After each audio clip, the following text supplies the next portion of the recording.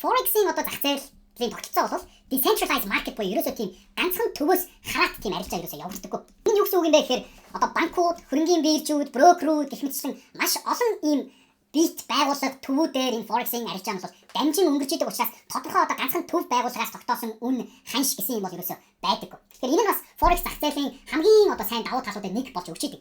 Бас түрүү нөгөө хэлсэнчлэн Forex-ийн зах зээл нь 24 цаг 5 хоног одоо 5 өдөр арилжаа явагдах тэр боломж болцооч бас нээгдэж идэг гэж хэлж болно. Forex-ийн зах зээлийн ханшийг бол хамгийн нэгдүгээр хэн тогтоод байна гэхээр энэ Forex зах зээлийн шатлалтай хамгийн дээр байгаа том банкуд бол тогтоодог байх нэ. Энэ том банкуд маань electronic broker servicing гэдэг одоо брокерүүдээр том брокерүүдээр бол дамжиж одоо худалдаа 8 одоо арилжаа бол явагддаг байх нь. Тэгэхээр нэгсэндээ юу гэсэн үг вэ гэвэл манай одоо Төв банк одоо Монгол банк тийм ээ. Японы за Төв банктай нэг арилжаа орлоо гэж бодъё л та. Тэгэхэд тэр арилжаа бол одоо тэрбум доллараар яригдчих болсон за 10 20 30 40 50 сая 100 саяарч тийм том хэмжээний арилжаанууд бол банкуудын хооронд бол явагддаг байх нь. Эсвэл одоо Америкийн Төв банктай Германы одоо Deutsche банктай арилжаа хийх болохоор electronic brokering service-ээр дамжаад эдгээр чинь нэг ханшийн тохиролцоо түрээд тэгээд бидний одоо харж байгаа энэ ханшийг бол ерөнхийдөө бол тогтоодог байх нэ. Би яагаад энэ Forex зах зээлийн шатлыг яриад байгаа юм бэ? Хин эрэлтийг их үүсгэж чинь хин нийлүүлэлтийг их үүсгэж чинь гэдгийг яриад байгаа байхгүй.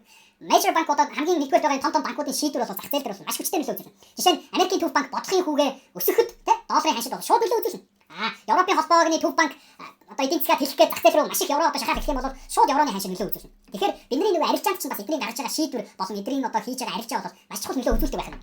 Энэ дотлох нь бол одоо retail traders буюу Forex арилжаас орж байгаа Forex-ийн арилжаанд орж байгаа арилжаачид мань ордог байх нь. Тэгээд бид нар бол мэдээж зах зээлийг хөдөлгсөн тийм том хөдөлгөөн эрэлт нийлүүлэлт бол үүсгэж чадахгүй. Яг нь зарим үед бид нар маш олоолаа одоо нийлээд зах зээлийн одоо их хүчтэй тренд хийж байгаа хөдөлж байгаа үед бол ялангуяа одоо алтан дээр бол сүүлийн үед бол маш их retail trader-уудын үүсгэж байгаа эрэлт бол харагдаад байна. Тэгэж бол ханшийг бас нэг чигээр одоо явуулж болдог. Гэхдээ их тохиолдолд бид нар энэ том акулууд, том банкнууд, одоо дунд хэмжээний банкнууд, за тэгээд сангууд болон том компаниудын үүсгэсэн эрэлт нийлүүлэлтийн энэ ханшийн давлгааны дунд, энэ акулуудын дунд бид нар нэг жижигхэн жаргахаа загснууд ингээд ороод тэдний үлдээсэн одоо хоол хүнснээс ингээд бид нар ашиг шиг хүртэх зорилготой явж байгаа гэж бол бид нар ойлгох хэрэгтэй шүү залуучуудаа.